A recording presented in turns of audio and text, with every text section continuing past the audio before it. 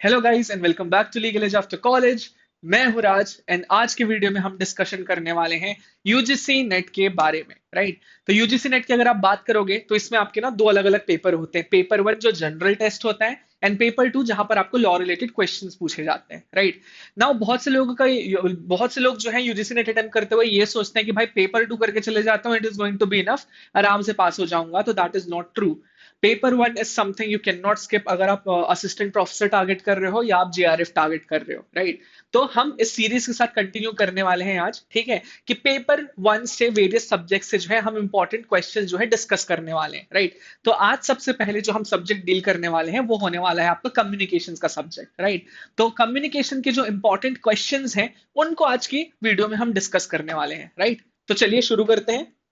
तो सबसे पहला क्वेश्चन जो है वो आपका ये है कि transforming ideas thoughts and messages into verbal and non verbal science is known as. Right, आप अपने आइडियाज को या अपने थॉट्स को, ठीक है, वर्बल या non verbal science and symbols में अगर कन्वर्ट करते हो तो उस प्रोसेस को क्या कहा जाता है। ठीक है, तो उस प्रोसेस को क्या कहा जाता है? एनकोडिंग कहा जाता है। ठीक है, जब आप ये एनकोडेड मैसेज सामने रिसीवर को भेजते हो और वो इसे इंटरप्रेट करता है तो वो प्रोसेस क्या होती है? डिकोडिंग होती है। राइट, बट जब आप अपने थॉट्स को, मैसेज को किसी भी फॉर्म में कन्वर्ट करते हो, फॉर एग्जाम्पल मैं आपको कुछ कहना चाहता हूं और मैं व्हाट्सएप मैसेज के थ्रू लिखता हूं, ठीक है, तो मैंने क्या किया? अपने आइडियाज को, थॉट्स को जो है एक वर्बल साइन में कन्वर्ट किया। तो ये क्या प्रोसेस होती है? वो होती है आपकी एनकोडिंग। राइट, तो आंसर आपका क्या हो जाएगा? यहां पर सी हो जाएगा।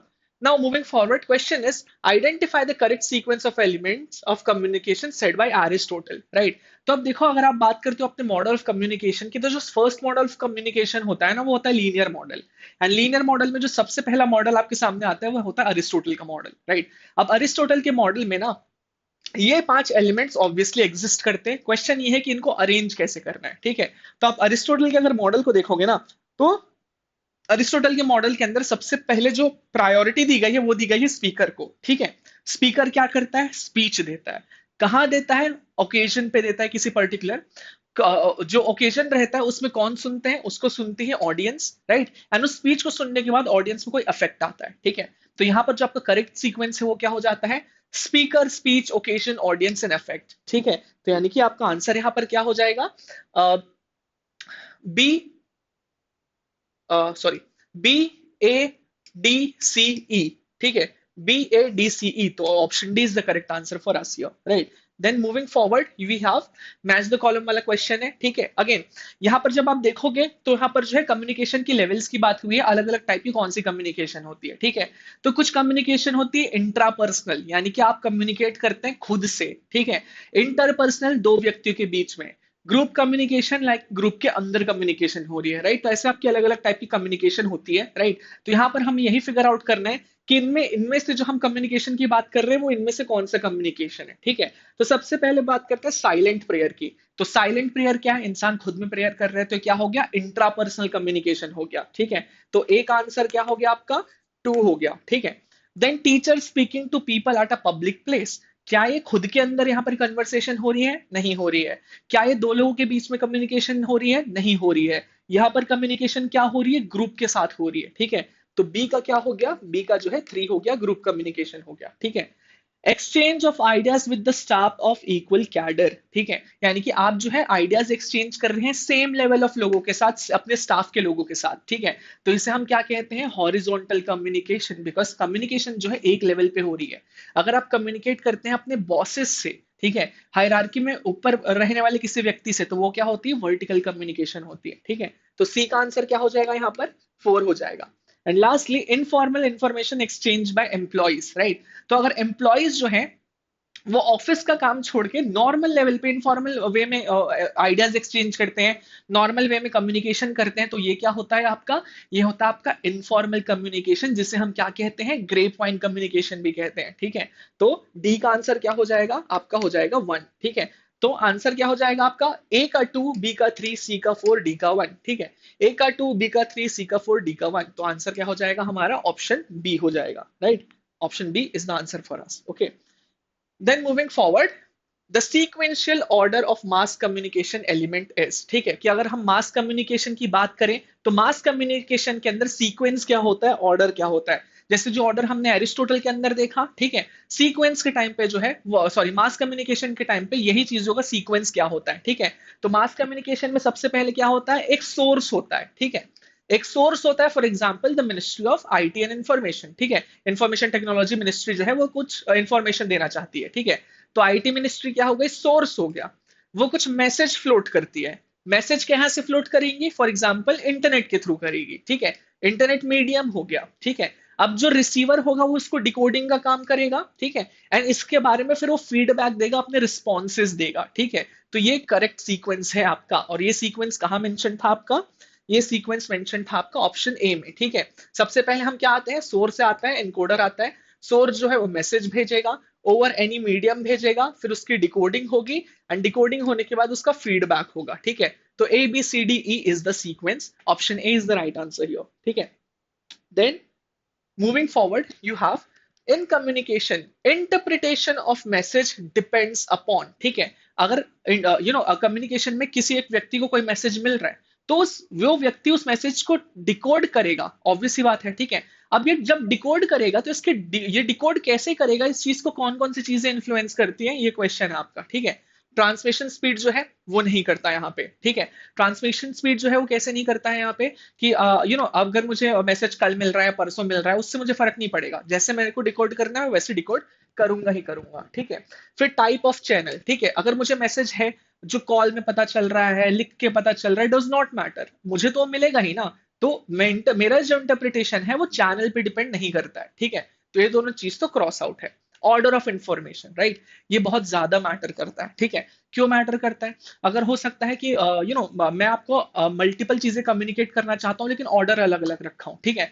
मैं आपको जो पहले ही कम्युनिकेट करता हूँ, ठीक है, कि भाई मुझे कार मिल गई है, ठीक है, आप खुश हो जाओगे। बाद में मैं कहता हूँ कि मुझे कार इसलिए मिली है क्योंकि जो है मेरे किसी रिलेटिव की डेथ हो गई है, ठीक है। तो यहाँ पर जो है आपका मूड खराब भी हो सकता है, राइट। तो ऑर्डर ऑफ कम्युनिकेशन ना बहुत हद तक डिपेंड करता है मैसेज के इंटरप्रिटेशन के लिए, ठीक है। बहुत ज्यादा इन्फ्लुएंस डालता है कि आपको कौन सी बात कब पता चल रही है, ठीक है। तो this definitely it basically affects how you interpret the message, ठीक है। The order of information is something which affects, ठीक है। दूसरा है कंटेंट कैरेक्टर, ठीक है, कि आपका जो कंटेंट है उसका कैरेक्टर क्या है, उसकी क्वालिटी क्या है, ठीक है।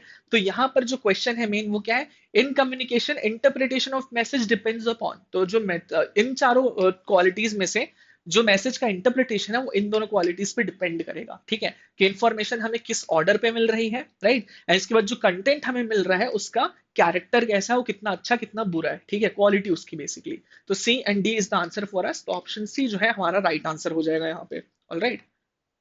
Now moving on, in a classroom an effective listener, ठीक है, अगर हम लोग ये क्लासरूम की बात करें तो जो इफेक्टिव लिसनर है वो क्या करेगा, ठीक है। इफेक्टिव लिसनर का काम क्या होगा, सारी चीजें प्रॉपरली सुनना, सारी चीजें जो है अच्छे से एक्सेप्ट करना और समझना, ठीक है। तो अगर कोई भी इंसान सुन रहा है तो वो प्रॉपरली तभी सुन पाएगा जब उसके पास कोई डिस्ट्रैक्शन नहीं हो, राइट, एग्जैक्टली exactly, ठीक है। तो यहां पर एक क्लासरूम में एक इफेक्टिव लिसनर हमेशा क्या करेगा, वो डिस्ट्रैक्शंस को रेजिस्ट करने का काम करेगा, ठीक है। यानी कि उसके पास अगर कोई भी डिस्ट्रैक्शंस आएंगी, ठीक है, तो उसको रेजिस्ट करने का काम करेगा। टीचर कुछ पढ़ा रही है, बाजू में दोस्त डिस्टर्ब कर रहा है, तो अगर उसको इफेक्टिवली सुनना है तो क्या करेगा, अपने दोस्त को साइड हटाएगा, बोलेगा कि भाई दूर रहो, मुझे पढ़ाई करनी है, ठीक है। ये चीज है आपकी, ओके। तो ये क्वेश्चन आपका हो गया। Then moving on to next, which of the following can be considered as a personal barrier in communication, ठीक है। पर्सनल बैरियर क्या होता है आपका यहाँ पे, पर्सनल बैरियर ऐसा बैरियर होता है जो कि सुनने वाले या रिसीवर के पर्सनल ट्रेड्स की वजह से बैरियर बनता है, ठीक है। हो सकता है मेरी कोई साइकोलॉजी ऐसी हो, या हो सकता है जो है मेरा एटीट्यूड ऐसा हो जिसकी वजह से मैं चीजें ढंग से नहीं सुनता हूँ, ठीक है। तो ये क्या हो जाता है, आपका पर्सनल बैरियर हो जाता है, ठीक है, कि कम्युनिकेट तो हो रही है सामने वाली चीज है लेकिन मैं उन्हें सुन ही नहीं रहा हूँ, ठीक है। ये चीज है आपकी, ओके। तो इनमें से कौन कौन सा बैरियर जो है पर्सनल बैरियर की तरह जो है काउंट किया जाएगा, ओके। पहला तो है रेगुलर मैसेज असेसमेंट, ठीक है, कि आप जो है रेगुलर मैसेज का असेसमेंट करते हो। दूसरा है इमीडिएट फीडबैक, ठीक है, कि तुरंत आप जो है रिस्पॉन्स दे देते हो। तीसरा है पुअर रिटेंशन, आप चीजें याद ही नहीं रख पाते हो, ठीक है। चौथा है फेलियर टू रिस्पॉन्ड, कि आप जो है सुन तो लेते हो लेकिन रिस्पॉन्ड ही नहीं करते हो, ठीक है।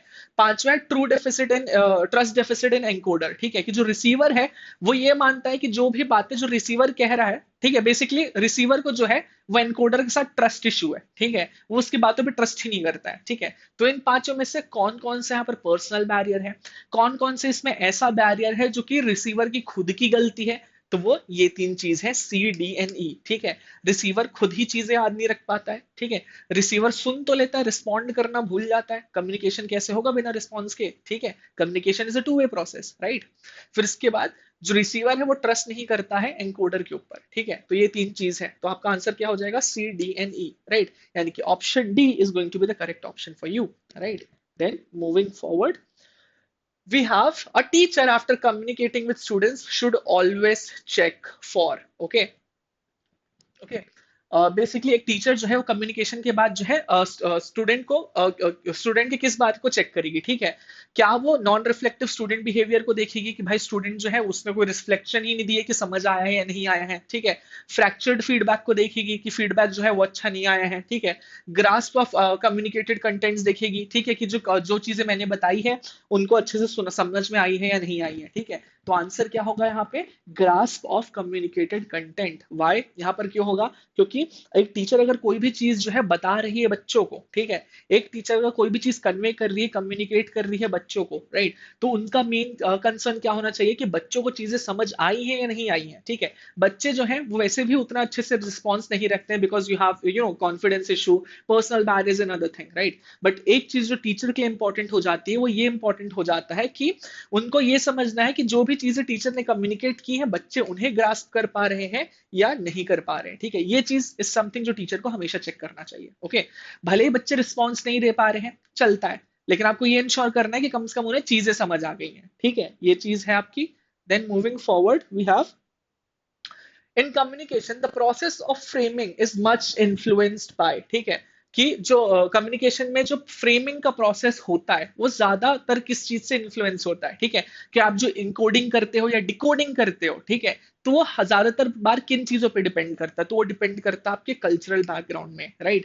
क्योंकि हर एक व्यक्ति एक कोई भी व्यक्ति अगर एक पर्टिकुलर कल्चर को बिलोंग करता है, दूसरा व्यक्ति दूसरे कल्चर को बिलोंग करता है, ठीक है, तो सेम चीज अलग अलग कल्चर में अलग अलग चीजें मीन कर सकती है, राइट। ये चीज है, I just give you an example for that, right. When you turn to western psychologist, they believe कि अगर आपके सामने कोई बात सुन रहा है, ठीक है, आपसे कोई बात कर रहा है, you're talking to someone basically, another person is standing like that, okay, it means that they are not open up for the conversation. But on the other hand, when you go to the southern parts of India, this is you do when you're actively listening to somebody, right? So cultural conflict है यहाँ पे, right? तो अगर मेरे सामने कोई व्यक्ति खड़ा है और वैसे करके खड़ा है, तो हाउ डू आई अंडरस्टैंड कि मेरे को सुन रहा है या मुझे नहीं सुनना चाह रहा है, ठीक है। तो it will depend on the cultural background of the receiver, ठीक है। तो cultural background is the answer here, okay. Then stereotyping is a dash of pre judgement in communication, ठीक है। जब आप स्टीरियोटाइपिंग की बात करते हो, ठीक है, तो इनमें से किन चीज को इंक्लूड करता है, ठीक है। तो स्टीरियोटाइपिंग क्या होता है, किसी के बारे में हम ऑलरेडी से ये जो है बना के रख लेते हैं, प्री कंसीव माइंडसेट बना के रख लेते हैं कि भाई ये तो ऐसा ही होगा, ठीक है। तो वो क्या होता है, आपका स्टीरियोटाइपिंग होता है, ओके। नाउ स्टीरियोटाइपिंग इनमें से किन किन चीजों को इंक्लूड करता है, ठीक है।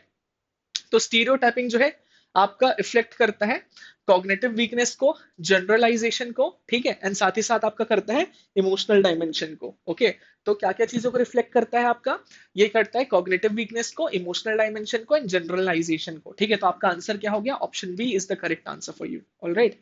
देन मूविंग फॉरवर्ड, या तो अब देखो, अगर if you are a person who wants to prepare for UGC NET examination, right, आप जो है बहुत सारी चीजें आपको देखनी पड़ती हैं, राइट। आपको जो है लॉ के अंदर भी 10 एग्जामिनेशन रहेंगे, 10 सब्जेक्ट मिलेंगे, एंड आपको जो है पेपर 1 के अंदर भी 10 सब्जेक्ट मिलेंगे, राइट। एंड अगर आप 10 सब्जेक्ट देखोगे लॉ के अंदर के भी, तो एक्जैक्टली 10 सब्जेक्ट नहीं है, उसके अंदर वो बढ़ के जो है 20-25 सब्जेक्ट हो ही जाते हैं, राइट। कमर्शियल लॉस के अंदर अगर आप देखोगे तो उसके अंदर कंपनीज लॉ भी है, कॉन्ट्रैक्ट भी है, नेगोशिएबल भी है, एलएलपी भी है, ठीक है। टॉर्ट्स के अंदर देखोगे तो कंज्यूमर प्रोटेक्शन है, कॉम्पिटिशन एक्ट है, मोटर व्हीकल एक्ट है, टॉर्ट्स खुद है, ठीक है। तो बढ़ के बहुत सारे सब्जेक्ट्स हो जाते हैं, राइट। ऐसे में आपकी प्रिपरेशन कैसी होगी, राइट। अगर आप इस बात से कंसर्न हो तो I have a solution for you. What you have to do is you have to go on our website, right, you have to go on toprankers.com, you have to check out our online courses under law PG. आपको देखने मिलेगा कि हमारे courses जो है already run कर रहे हैं यूजीसी नेट लॉ के लिए, ठीक है। तो तो यहाँ से if you are interested in, you serious about your UGC NET preparations, you can check our courses out. अब यहाँ पर एक्चुअली आपको क्या मिलेगा, यहाँ पर मिलेंगे आपको लाइव क्लासेस, यहाँ पर मिलेंगे आपको रिकॉर्डेड सेशंस, यहाँ पर आपको मिलेगा मॉक टेस्ट, आपको मिलेगा पीवाईपीस, आपको मिलेंगे प्रॉपर स्टडी मटेरियल्स जो कि बहुत ज्यादा ऑन पॉइंट होंगे। एंड साथ ही साथ अगर आपको दिक्कत आ रही है स्ट्रैटेजी बनाने में, आपको दिक्कत आ रही है समझने में कि आप प्रिपरेशन कैसे करें, या किसी भी सब्जेक्ट में डाउट है, तो आप 1-on-1 मेंटरशिप बुक कर सकते हैं अपनी फैकल्टी के साथ, right. So this is something that I highly recommend to you अगर आप सीरियस हैं अपने यूजीसी नेट के प्रिपरेशन को लेके, राइट। क्योंकि भाई अगर देखो यूजीसी नेट क्रैक करना है तो बहुत सारे पीवाईपी सॉल्व करने पड़ेंगे, बहुत सारे मॉक टेस्ट सॉल्व करने पड़ेंगे, राइट। और इनको समझना भी तो पड़ेगा कि इन सारे सब्जेक्ट्स को जो है पढ़ना भी तो पड़ेगा, राइट। और खुद से करना ना ये बहुत ज्यादा टफ हो जाता है। तो top rankers is the solution for you, LEAC is the solution for you, right. Now specifically हम हमारी YouTube ऑडियंस के लिए एक ऑफर लेके आए हैं, that is a 10% off on all our legal edge courses, right, legal edge after college courses including the course on UGC NET, right. आप इसको अवेल कर सकते हो by using the coupon code LEACYT, right? So this is something that I highly recommend to you अगर आप serious हो अपनी preparation को लेके, right? Now moving on to next question, that is given below are two statements about online search. The symbolic power of communication operates through linguistic, pictorial and oral images. ठीक है कि आप जब बात करते हो कम्युनिकेशन की, ठीक, तो कम्युनिकेशन की जो सिंबॉलिक पावर है वो ऑपरेट करती है लैंग्वेज से, पिक्चर्स से और ऑरल इमेजेस से। ऑरल इमेजेस क्या होते हैं, ऐसे इमेजेस जिनको देख के आपके मन में जो है कोई साउंड एमर्ज होता है, ठीक है। तो यस, ये करेक्ट सेंटेंस है।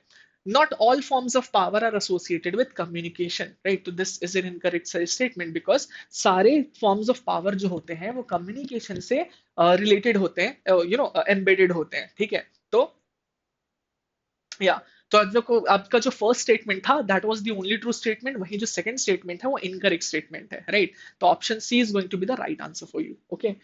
Then moving forward you have one of the barriers to reception in communication is, ठीक है, इसमें से कौन जो है एक बैरियर है कम्युनिकेशन को रिसीव करने के लिए, ठीक है। एनवायरमेंटल स्टिमुलस, ओपन माइंडेडनेस और मैसेज ब्रेविटी या लैंग्वेज ऑर्डिनरीनेस, ओके। तो इसका आंसर क्या हो जाएगा आपका एनवायरमेंटल स्टिमुलस, ठीक है। बैरियर बेसिकली क्या होता है आपका, जो आपको इफेक्टिव कम्युनिकेशन करने से रोकता है, ठीक है। अगर आप यहाँ पर चारों ऑप्शंस को देखेंगे, ठीक है, आप क्या पाएंगे कि आप ओपन माइंडेड, अगर आप ओपन माइंडेड हो तो थोड़ी ना आप रुक जाओगे, ठीक है। आप थोड़ी ना कम्युनिकेशन रिसीव करने से कोई दिक्कत आ जाएगी आपको, ठीक है। फिर इसके बाद जो है अगर मैसेजेस जो है मैसेजेस बहुत सारे आ रहे हैं, ठीक है, तो वो भी कोई जो है बैरियर नहीं होता है, ठीक है। फिर अगर लैंग्वेज जो है वो पूरे ऑर्डरली फैशन में है तो उसमें भी कोई बैरियर नहीं होता है। बैरियर क्या होता है, एनवायरमेंट स्टिमुलस, यानी कि आपके आसपास का जो एनवायरमेंट है वो कैसा है, वो बहुत ज्यादा हद तक जो है बैरियर की तरह एक्ट करता है, राइट। अगर किसी का कॉल आया है, ठीक है, आपके आजू बाजू हल्ला हो रहा है, पूरी बहुत ज्यादा नॉइस हो रही है, ठीक है, तो बैरियर की तरह एक्ट करेगा, ठीक है। तो environment stimulus is a barrier for you, right? So option A is going to be the right answer here, ठीक है। Then you have next question, which reason assertion वाला क्वेश्चन है, ठीक है। Organisational communication flows downwards, upwards and horizontally, right. तो आप किसी भी ऑर्गेनाइजेशन की बात करो, इन्फॉर्मेशन जो है सेम लेवल पे टारगेट होती है, ठीक है, भेजी जाती है एक एम्प्लॉय से दूसरे एम्प्लॉय तक जो सेम लेवल पे है, ठीक है। एम्प्लॉयज से अपने बॉसेस तक भी भेजी जाती है, ठीक है, और इनके द्वारा नीचे भी भेजी जाती है, अपने से नीचे लोगों को भी भेजी जाती है, ठीक है।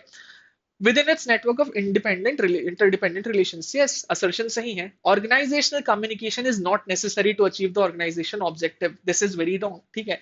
क्योंकि भाई अगर मैं यहाँ पर जो है अगर सेशन लेने आया हूं तो मैं स्टूडियो टीम से कनेक्ट करके ही आया हूं, राइट। अगर मुझे बोला गया है कि आपको इस पे सेशन लिखना है तो वो सोशल मीडिया टीम ने कहा है, राइट। तो ऑर्गेनाइजेशन को अगर प्रॉपरली चलाना है तो इफेक्टिव कम्युनिकेशन बिल्कुल नेसेसरी है, राइट। तो असर्शन तो यहाँ सही है लेकिन रीजन गलत है, ठीक है। तो आपका आंसर क्या हो जाएगा यहाँ पे, ऑप्शन सी आपके लिए आंसर हो जाएगा यहाँ पे, okay. Then moving forward again एक मल्टीपल चॉइस, सॉरी यहाँ पर एक जो है मैच द कॉलम वाला क्वेश्चन है, ठीक है। तो यहाँ पर जो हम देख सकते हैं क्वेश्चंस है, लिस्ट वन जो है वो बताता है टाइप ऑफ कम्युनिकेशन एनालिसिस की, और लिस्ट टू कंटेन करता है कम्युनिकेशन फैक्टर, ठीक है। तो यहाँ पर देखो, यहाँ पर what, channel, reach and who के बारे में, ठीक है। तो इसको उल्टा देख लोगे ना तो ज्यादा इजी पड़ेगा, ठीक है। कि आप कम्युनिकेशन की बात करो, ठीक है, तो हु एस्पेक्ट जो है कि कम्युनिकेशन कौन भेजता है, ठीक है। तो जो कम्युनिकेशन भेजेगा वो क्या रखेगा, वो कंट्रोल रखेगा कम्युनिकेशन का, ठीक है। तो ए का क्या हो गया आपका 4 हो गया। क्या भेजा जा रहा है वो हो जाता आपका कम्युनिकेशन का कंटेंट, ठीक है। तो बी का क्या हो गया आपका 1 हो गया, ठीक है। किस पे भेजा जा रहा है वो होता है आपका चैनल, वो होता है आपका मीडिया, ठीक है। तो सी क्या हो जाता है, सी का हो जाएगा 2, ठीक है। रीच इज बेसिकली कि जो आपका कम्युनिकेशन है वो किस तक पहुंचना है, ठीक है। तो रीच क्या हो जाता है आपकी ऑडियंस, तो डी का आंसर क्या हो जाएगा 3 हो जाएगा। ए का 4, बी का 1, सी का 2 और डी का 3, ठीक है। ए का 4, बी का 1, सी का 2, डी का 3, तो option B is the correct answer for us here. Okay, then moving forward, B तो करेक्ट आंसर है यहाँ पे, ठीक है। Then the disadvantages of Aristotle's model of weakness are, ठीक है। कि यहाँ पर एरिस्टोटल को जो हमने मॉडल देखा था शुरू में, ठीक है, क्या देखा था हमने, स्पीकर, स्पीच, ओकेजन, ऑडियंस और अफेक्ट, ठीक है। तो इसमें जो एरिस्टोटल का मॉडल था उसमें वीकनेस क्या थी, ठीक है। तो वीकनेस क्या थी, सबसे पहले तो क्या वीक एनकोडिंग एक प्रॉब्लम थी, नहीं। स्पीकर जो था यूजुअली कोई राजा महाराजा होता था, ठीक है, वो बोलता था तो उसके एनकोडिंग में तो कोई दिक्कत नहीं थी, ठीक है। फिर ऑडियंस क्रिएटेड कंटेंट, नहीं, ऑडियंस कहाँ क्रिएट करती है, वो तो स्पीकर क्रिएट करता है, ठीक है। वन वे कम्युनिकेशन, यस, ये दिक्कत थी। हमने देखा अरिस्टोटल में कोई फीडबैक लूप नहीं थी, ये वन वे कम्युनिकेशन था, ठीक है। तो ये वन ऑफ द डिसएडवांटेज है, ठीक है। दूसरा, स्ट्रेस ऑन द स्पीकर, हाँ, यहाँ पर पूरा स्ट्रेस है जो स्पीकर पे दिया जाता है, कोई रिस्पॉन्स सिस्टम नहीं है यहाँ पर, रिसीवर का कोई जो है मतलब नहीं है, ठीक है। Lastly, ignorance of noise, yes exactly. Aristotle ने जब कम्युनिकेशन एक्सप्लेन किया था तो उन्होंने नॉइस को कंसिडर किया ही नहीं था यहाँ पे, ठीक है। तो सी, डी एंड ई जो है वो डिसएडवांटेज होता है आपका अरिस्टोटल के मॉडल का। तो आंसर क्या हो जाएगा आपका, D is going to be the answer for you here, right. Then moving forward, you have a personal dimension of communication is, ठीक है। इनमें से जो है पर्सनल डायमेंशन क्या है कम्युनिकेशन का। अब कम्युनिकेशन ना एक लंबी प्रोसेस है, ठीक है। स्पीकर होता है, ठीक है, यू नो सेंडर होता है, वो एनकोड करता है मैसेज को, फिर वो चैनल में भेजता है, रिसीवर तक पहुंचता है, वो डिकोड करता है, फिर फीडबैक देता है, तो लंबी प्रोसेस है, ठीक है। तो इसमें जो पर्सनल डायमेंशन है कम्युनिकेशन का वो क्या होता है, ठीक है। सोर्स ऑफ नॉइज होता है, नहीं, जरूरी नहीं कि एक कोई पर्सनल व्यक्ति ही जो सेंडर या रिसीवर है वो नॉइज क्रिएट करे, नहीं, वो एक्सटर्नल एनवायरमेंट से भी आ सकता है, ठीक है। इंस्टीट्यूशनल एफिलिएशन या लोकेशन भी जो है पर्सनल नहीं है, ठीक है। पर्सनल क्यों नहीं है भाई, वो तो सराउंडिंग पे डिपेंड करता है ना, वो पर्सन का थोड़ी ना गलती है। पर्सन यहाँ पर क्या होगा, यहाँ पे पर्सनल डायमेंशन क्या होगा, फील्ड ऑफ एक्सपीरियंस, ठीक है। कि वो खुद चीजों को कैसे इंटरप्रेट करता है, कैसे एक्सपीरियंस करता है, ठीक है। तो कम्युनिकेशन का पर्सनल डायमेंशन इनमें से क्या होगा, field of experience, that is option B. Okay, moving forward, you have दो स्टेटमेंट है। Lack of vocabulary can be a serious deficiency in communication, yes, ठीक है।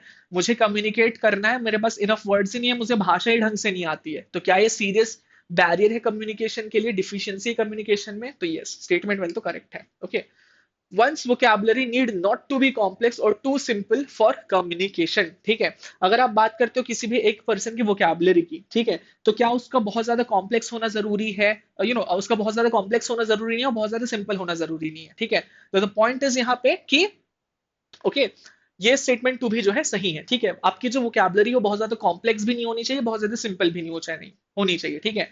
बेसिकली क्या है, जो लेमन टर्म्स है आपको कम से कम उस लेवल की वोकैबुलरी आनी चाहिए, ठीक है, ताकि at least you are able to hold up a conversation. Too complex बोलोगे, टेक्निकल जार्गन्स यूज करोगे तो वैसे भी कोई नहीं समझने वाला है, राइट। सो ये चीज है यहाँ पे, तो option A is going to be the right answer for you. Okay, then moving forward, we have in terms of communication a photograph is considered as an, ठीक है। अगर फोटोग्राफ कुछ है टेक्स्ट की तरह कंसिडर कर रहे हैं हम, तो इनमें से किस टाइप के टेक्स्ट को करेंगे, ठीक है। तो आंसर यहाँ पर होगा आपका open text, in the sense कि अगर फोटो को कोई देखता है ना, तो उसमें उसको कोई कंक्लूसिव चीज देखने नहीं मिलेगी, हर व्यक्ति जो है उसको अपने तरीके से इंटरप्रेट करेगा, ठीक है। तो एक फोटो को आप हमेशा एक ओपन टेक्स्ट की तरह मानोगे। ऑल राइट, ये आपका जो है क्वेश्चन नंबर 18 है। Okay, then moving forward, you have 19। More communication means better communication, statement 1 है, तो ऐसा जरूरी नहीं है, ठीक है। अगर आप जो है 7 सीज ऑफ इफेक्टिव कम्युनिकेशन देखोगे तो आप देखोगे कि कम्युनिकेशन ना कंसाइज होनी चाहिए, क्रिस्प होनी चाहिए, ठीक है। जरूरी नहीं कि आप ज्यादा बोल रहे हो तो कम्युनिकेशन अच्छी हो जाए, ठीक है। ज्यादा बोलोगे कम्युनिकेशन बिगड़ भी जाती है, ठीक है। Closely related person do not have communication need, तो गलत है। अगर मैं किसी के साथ क्लोज हूं तो I need to communicate with them, right. तो यहाँ पर जो दोनों स्टेटमेंट है वो गलत हो जाएंगे, ठीक है। तो यहां पर आपका आंसर क्या हो जाएगा, B, both statement 1 and 2 are incorrect. Okay, then moving forward to our last question, that is this. The psychological obstacle in communication can be seen when the receiver fails to refer language to reality and experience. Statement 2, the stereotypes held by one also contribute to the failure of language to reflect social reality. Right? बाहरी वर्गम sentences है दोनों. Okay, तो यहाँ पर answer है आपका ये, क्योंकि दोनों स्टेटमेंट जो है वो पूरी तरह से राइट है. कैसे राइट है? ओके, अगर रिसीवर जो है वो लैंग्वेज को लिंक ही नहीं कर पाएगा रियल वर्ल्ड एक्सपीरियंस से, तो क्या हो जाएगा? साइकोलॉजिकल बैरियर क्रिएट हो जाएगा यहाँ पे. ऑलराइट, अगर कोई भी पर्सन उसको कोई भी कम्युनिकेशन मिल रहा है, तो जब तक जो है उसको रियल वर्ल्ड से कम्युनिकेट नहीं करेगा, वो समझ कैसे पाएगा? अगर उसको मिल रहा है इंफॉर्मेशन, वो समझ ही नहीं पा रहे, तो क्या हो जाएगा? साइकोलॉजिकल बैरियर आ जाएगा. ठीक है, पहली चीज. दूसरी चीज, stereotypes limit understanding and skew perception. ठीक है, अगर कोई पर्सन जो है कम्युनिकेशन से पहले ही स्टीरियोटाइप बना के रख लिया अपने मन में कि भाई ये चीज तो ऐसे ही होती है, मैं और कोई जो है रीजनिंग समझूंगा ही नहीं. ठीक है, तो चाहे आप जितना कम्युनिकेशन कर लो, जो है आपको चीजें समझ नहीं आएंगी. ओके, तो आंसर क्या हो जाएगा आपका यहाँ पर? ए हो जाएगा. Right, so these were the four these were the few of the most important questions that I wanted to discuss about for communications for paper 1 of UGC net. Right, I hope this helps you all. I hope ये समझ आया हो. Right, if you need more such questions in future, do let us know in the comment box. Right, so we can come up with questions from other subjects as well. Right, now apart from that, if you are interested in connecting with the community of like-minded people, you can follow us on our Telegram channel, our Instagram channel, as well as on our YouTube channel. And if you are interested in any of our courses, you can contact us at 6363286363 पर, या आप हमें mail कर सकते हो support@toprankers.com पर. Right? So that will be all for this video. अगर आपकी कोई query है, आप चाहते हो कि हम फ्यूचर में और भी ऐसे questions लेके आए किसी सब्जेक्ट के लिए, do let us know in the comment box. And if you like this video, like, share, and subscribe. Thank you so much.